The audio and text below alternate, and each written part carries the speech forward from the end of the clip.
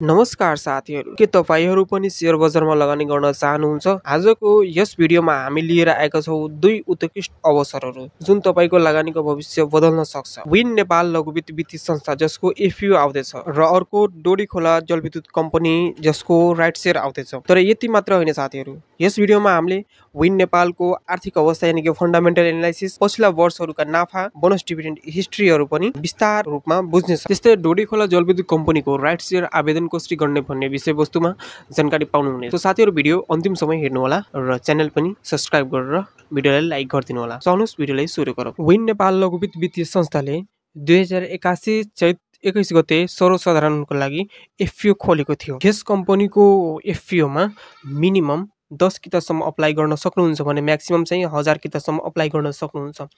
तर साथीहरू तपाई 10 किता नै अप्लाई गर्नु होला र यसको टोटल भ्यालु चाहिँ 51292 रहेको छ भने यसको क्लोजिङ डेट 2081 चैत यही 26 गतेसम्म मात्र रहेको छ साथीहरू।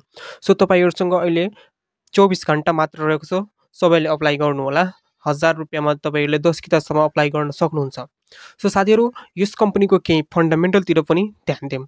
यसको बोनस डिभिडेन्ड हिस्ट्री हेर्ने हो भने आर्थिक वर्ष 2077-78 अनुसार यस कम्पनीले 9.33% चाहिँ बोनस डिभिडेन्ड दिएको छ भने क्याश डिभिडेन्ड चाहिँ 0.5% आफ्नो लगानीकर्ताहरूको लागि क्याश डिभिडेन्ड वितरण गरेको थियो। त्यस्तै यसको ईपीएस हेर्ने हो भने -31.47 रहेको छ 2081-82 को क्वार्टर 2 अनुसार र यसको पी रेशियो हेर्नु भने -88.61 रहेको छ भने बुक भ्यालु जम्मा 100 रहेको छ साथीहरू। र यसको पब्लिक शेयरको होल्डिङको कुरा गर्ने हो भने 30% होल्डिङ रहेको छ पब्लिक शेयरमा भने प्रोमोटर शेयर 70% रहेको छ साथीहरू। सो यसबाट के हुन्छ कि आउने दिनमा यसको प्राइस पम्प हुने सम्भावना धेरै देखिन्छ। र यसको एनपीएल यानी कि नन परफर्मिङ लोनको कुरा गर्ने हो भने 6.23% रहेको छ साथीहरू, जुन कि आवश्यकता भन्दा पनि बढी हो। सो यिनी कुरामा तपाईहरुले ध्यान दिएर लगानी गर्नु होला, लङ टर्मको लागि सोच्नु होला, हिस्ट्री पनि हेर्नु होला, डिभिडेन्ड हिस्ट्री हेर्नु होला र यसको फन्डामेन्टल तिर विशेष ध्यान दिएर लङ टर्मको लागि सोच्नु होला साथीहरू। आउने दिनमा यसको प्राइस अलि पम्प हुन सक्छ। तपाईहरुले मात्र यसको लकिङ पिरियडको बारेमा चाहिँ बुझ्नु पर्ने हुन्छ। प्रोमोटर शेयर किताहरू चाहिँ कहिले लक अनलक हुन्छ भन्ने विषयवस्तुमा पनि ज्ञान राख्नु पर्ने हुन्छ साथीहरू। त्यस्तै डोडीखोला जलविद्युत कम्पनीले आफ्नो लगानीकर्ताहरूको लागि राइट शेयर निष्कासन गरेको छ। यस कम्पनीले 2025 अप्रिल 1 गते लगानीकर्ताहरूको लागि राइट शेयर निष्कासन गरेको थियो भने यसको क्लोजिङ डेट चाहिँ 2025 अप्रिल 21 तारिखको रहेको छ साथीहरू। सो तपाईहरु मजाले यस कम्पनीको राइट शेयरमा आवेदन दिन सक्नुहुन्छ। टाइम चाहिँ टन्न रहेको छ भने यसको मिनिमम क्वान्टिटी 1 कितासम्म अप्लाई गर्न सक्नुहुन्छ भने यसको टोटल चाहिँ 1,05,42,604 किता रहेको छ साथीहरू। अब बुझौँ यस कम्पनीको केही वित्तीय विवरण यानी कि फन्डामेन्टल तिर साथीहरू। किनकि कुनै पनि कम्पनीको एनालाइसिस गर्नुभन्दा वा इन्भेस्टिङ गर्नु अगाडि कम्पनीको वित्तीय विवरण हेर्नुपर्ने एकदम आवश्यकता हुन्छ, लङ टर्मको लागि हो या सर्ट टर्मको लागि।